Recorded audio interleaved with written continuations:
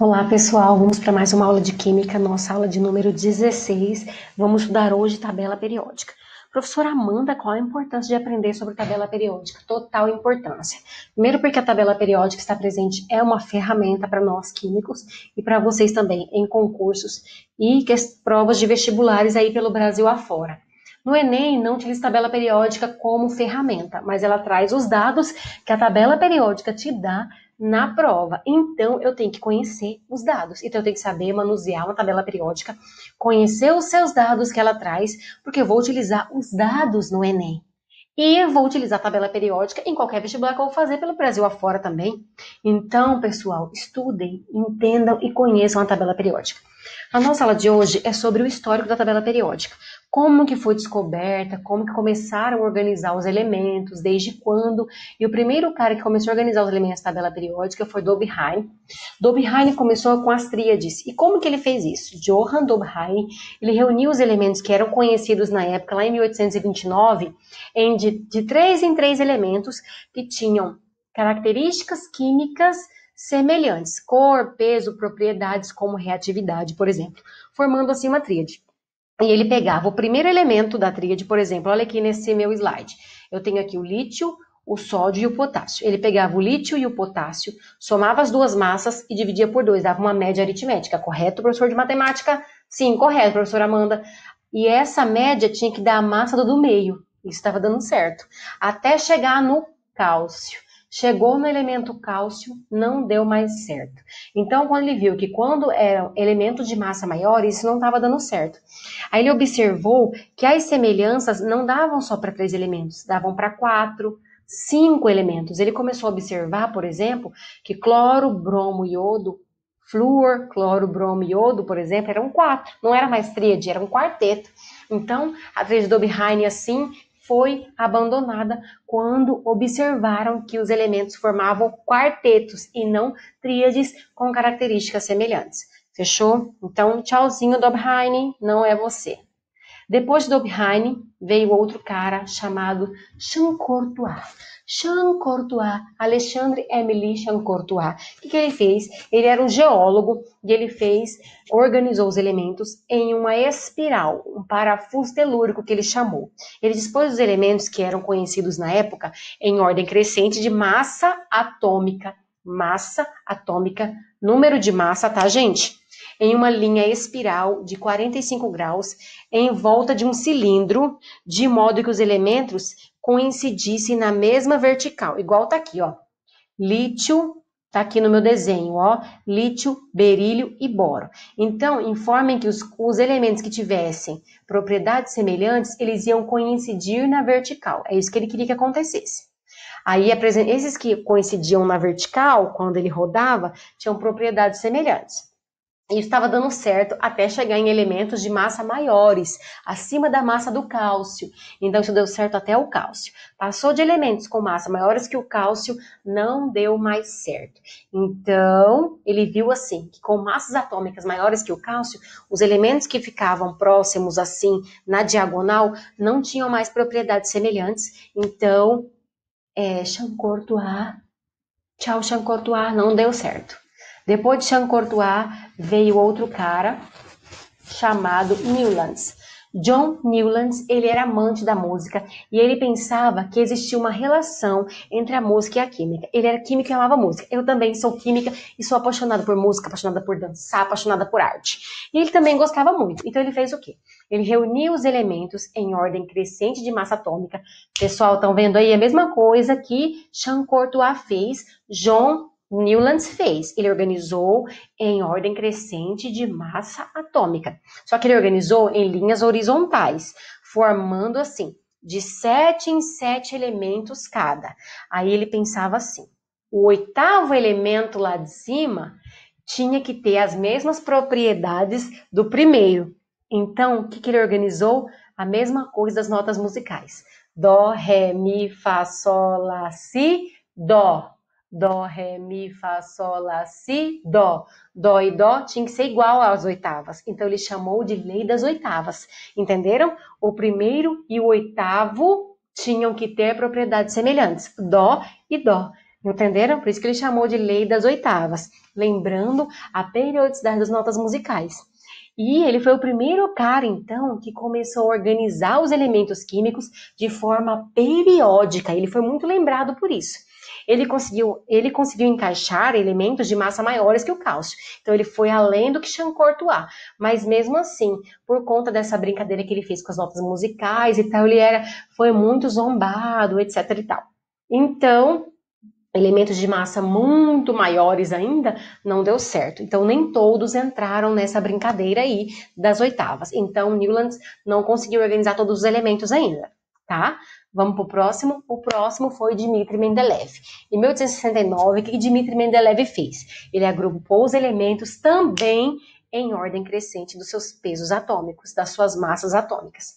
Ele dizia assim, que as propriedades químicas e físicas dos elementos, elas variavam periodicamente em função da massa atômica, do peso atômico. Então, ele também organizou de forma periódica, assim como Newlands. Está vendo que aí foi um puxando a ideia do outro e só foi melhorando? Olha, Mendeleev foi um cara que ele chegou mais próximo da tabela periódica atual. Na verdade, a tabela periódica atual é uma extensão da tabela periódica de Mendeleev. Mendeleev conseguiu, inclusive, ele conseguiu prever alguns elementos que estavam para ser descobertos e prever também as suas possíveis massas, gente. Ele foi um cara foda, né, cara? Mendeleev, ele deixou até os espaços aonde poderiam ser colocados esses elementos. Olha que top! Só para você ter ideia, o cloro, o bromo e o iodo continuam na mesma família que ele tinha colocado.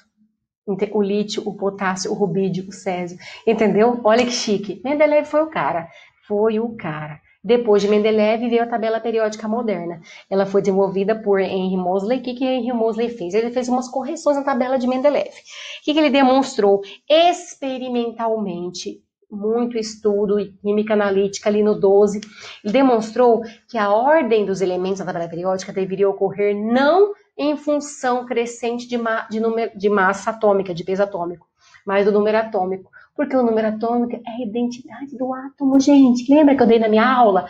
Vocês lembram da minha aula sobre átomo e conceitos fundamentais? Se você não assistiu, volta lá.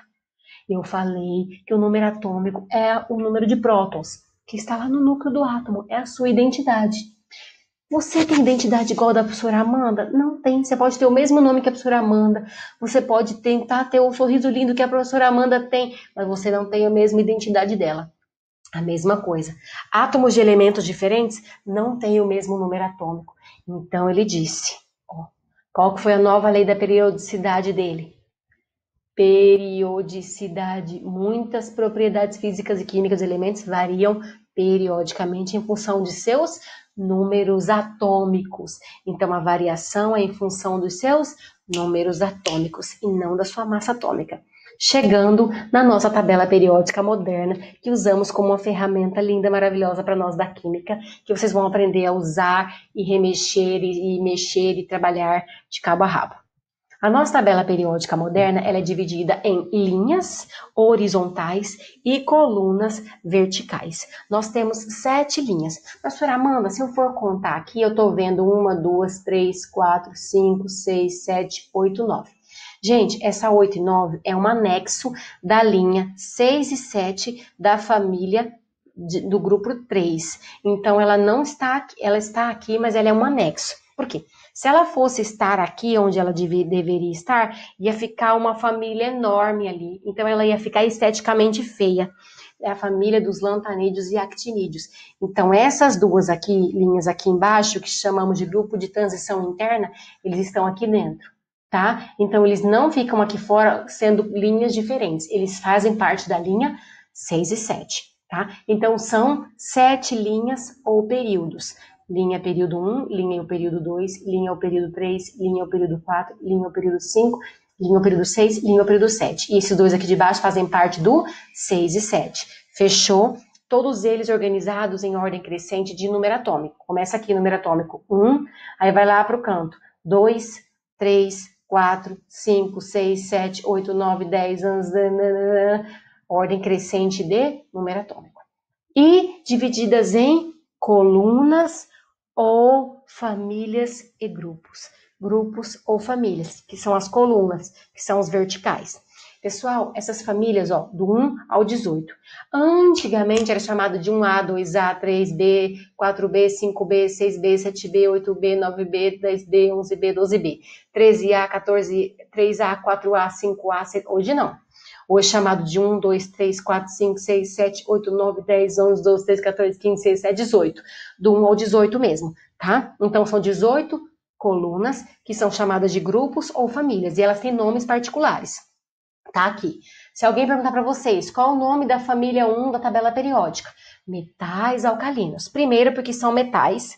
Segundo, o nome deles são metais alcalinos. Fechou? E da família 2, metais alcalinos terrosos. E da família 3, 4, 5, 6, 7, 8, 9, 10, 11, 12, metais de transição. É um grupo maior, tá, gente? E da família 13, família do boro. Por que a família do boro, professora Amanda? Porque o boro é o primeiro elemento dessa família, então ele que comanda, por isso chama-se família do boro. E a família 14, família do carbono, porque o carbono é o primeiro elemento dessa família, ele que comanda. E a família 15, família do nitrogênio, nitrogênio é o primeiro elemento dessa família, ele que comanda. E a 16, calcogênios, que está lá o oxigênio é o primeiro. E a 17, halogênios, o primeiro é o flúor. E a 18, gases nobres. Pessoal, a 18 são os gases nobres, os caras. Vamos saber sobre eles depois. E aqui embaixo eu tenho os lantanídeos e actinídeos, que é o anexo daqui que eu falei para vocês, ó. Família 3, linha 6 e 7, tem um anexo aqui embaixo. Lantanídeos e actinídeos. Fechou? Então, todas as famílias têm nome, professora Amanda? Todas as famílias têm nome, não pode esquecer disso também. Antigamente eram divididos entre grupos A e B.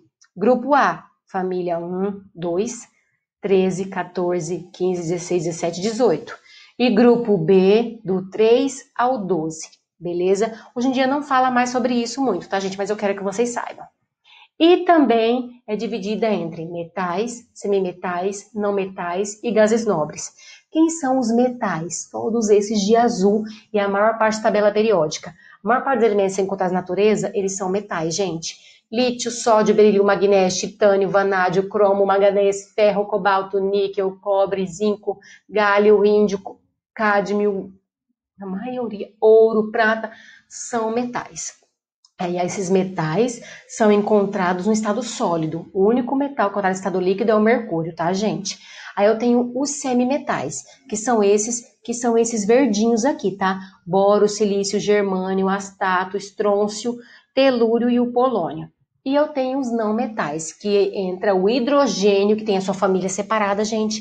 O hidrogênio não é metal alcalino como o da família 1. Ele é hidrogênio, família hidrogênio, tá? Ele é um cara separadão, diferentão, isoladão.